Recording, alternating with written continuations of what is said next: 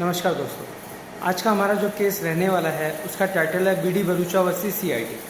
इस केस के फैक्ट्स की बात करते हैं। सबसे पहले इसमें जो अपेलेंट था, इसके पास बहुत सारे सोर्स ऑफ इनकम थे। प्रॉपर्टी से भी आता था, कुछ सैलरी वगैरह भी आती थी, तो एक फाइनेंशियल टाइप था। तो इसने एक फिल्म बनाने वाली कंपनी थी, उसको कुछ पैसा लोन दिया। एक बार 40,000 रुपये दिया, एक बार 60,000 रुपये दिया। कुल मिला के 1 लाख रुपये इसने लोन पे दिया एक कंपनी को। ताराचंद करके कंपनी का नाम था। तो उस कंपनी ने कुछ पैसा तो इसको स्टार्टिंग में दिया, बाद में बोला कि अभी पैसे नहीं है हमारे पास देने के लिए, हम एक एग्रीमेंट बना लेते हैं जिसमें कि हम हमारी जो फिल्म प्रोड्यूस होगी हम सो एंड सो डेट को प्रोड्यूस कर देंगे, जो उस एग्रीमेंट के क्लोज थे।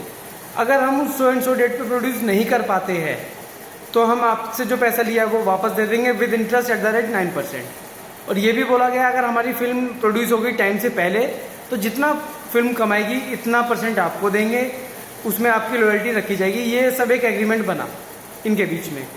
तो बाद में जाके क्या हुआ, जो फिल्म थी वो टाइम पे प्रोड्यूस नहीं हो पाई, तो इन्होंने जो हमारे अपेलेंट है कोर्ट में केस डाल दिया। कोर्ट में केस चला तो वहाँ पे भाई इन लोगों के बीच में आपस में एक सेटलमेंट हो गया। जो ये अपेलेंट है यहाँ पे, इसने सोचा यार क्या रखा कोर्ट कचहरी में, तो इसने सेटलमेंट कर लिया। सेटलमेंट करने के बाद फिर भी इसको 80-90 हज़ार रुपये का घाटा हुआ।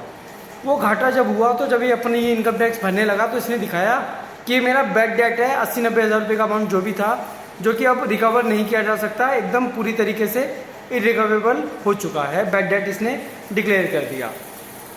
तो उसके ऊपर इसने रिबेट मांगनी चाहिए। कहाँ पे? अंडर सेक्शन 36 क्लोज 1 सब क्लोज 7 इनकम टैक्स एक्ट 1961 का। बट जो ITO था उसने देने से मना कर दिया। जब उसने मना किया तो मामला कोर्ट में आया।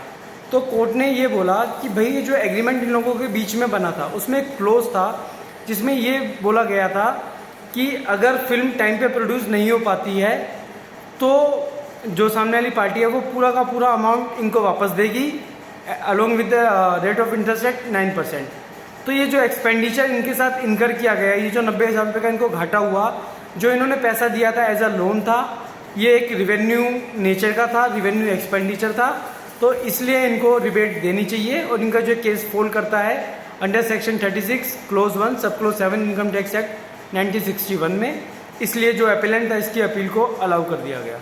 इस केस में इतना ही, मिलते हैं नेक्स्ट केस में। धन्यवाद।